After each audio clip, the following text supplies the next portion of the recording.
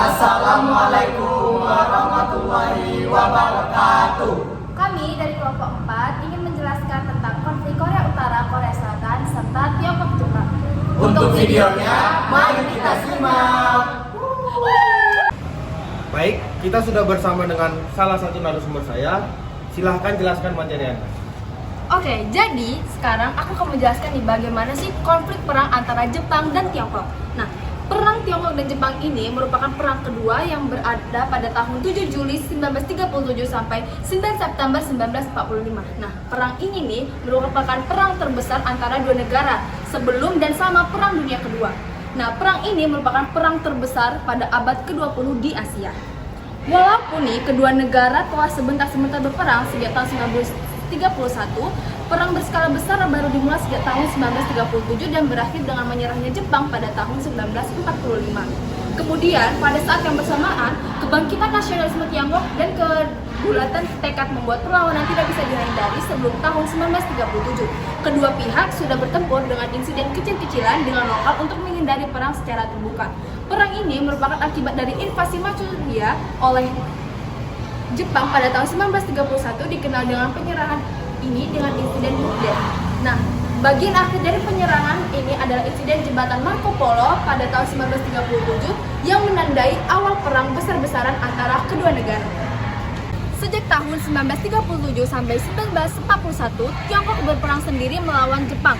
Nah, setelah peristiwa penyerahan terhadap Pearl Harbor terjadi, perang Tiongkok-Jepang kedua itu pun bergabung dengan konflik yang lebih besar pada Perang Dunia Kedua.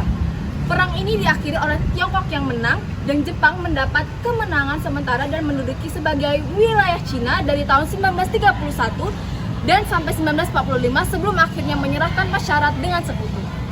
Indonesia dan Korea memiliki kemiripan dalam hal ini. Bahkan kemerdekaan Indonesia dan Korea hanya berselang dalam 2 hari, yaitu 15 Agustus 1945 dan 17 Agustus 1945 bagi Indonesia.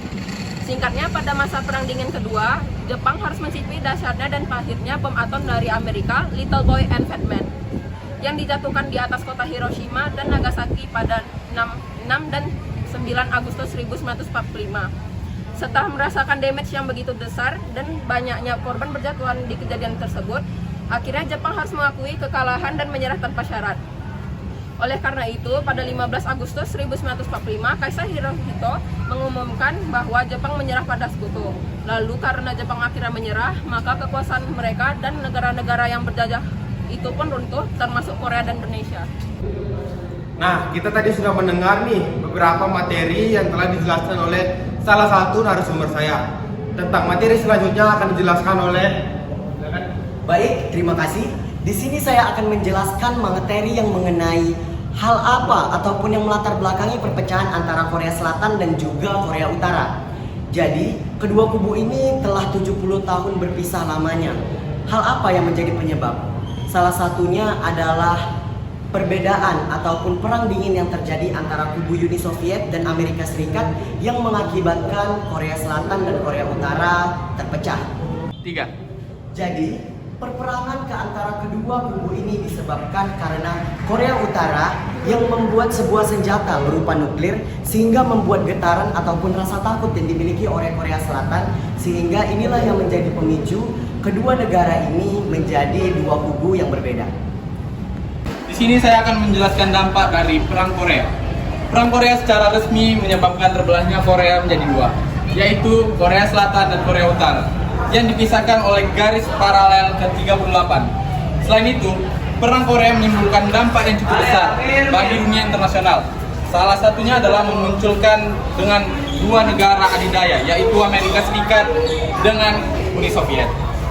Dengan kedudukannya di Korea, dua negara ini mendapatkan tempat yang strategis dalam upaya memperluas pengaruh di Asia. Selain itu, perang ini membuat Cina menjadi kekuatan baru di Asia, menggantikan kedudukan Jepang. Dampak lain yaitu munculnya organisasi pertahanan bersama. Didirikannya SEATO yang beranggotakan Amerika Serikat, Inggris, Prancis, Selandia Baru, Australia, Thailand, Filipina, Pakistan, dan Korea Selatan. Pertahanan bersama ini memiliki tujuan untuk membendung penyebaran komunisme di Asia. Nah, sudah selesainya materi-materi yang telah disampaikan oleh para narasumber saya. Sekian dari saya, terima kasih. Baiklah, itulah materi yang bisa kami sampaikan. Kami harap dengan informasi yang kami berikan dapat berguna dan dapat diserap oleh kita semua. Kami akhiri dengan wassalamualaikum warahmatullahi wabarakatuh. Om Swastiastu, Namo Buddhaya, salam kebajikan. Piu.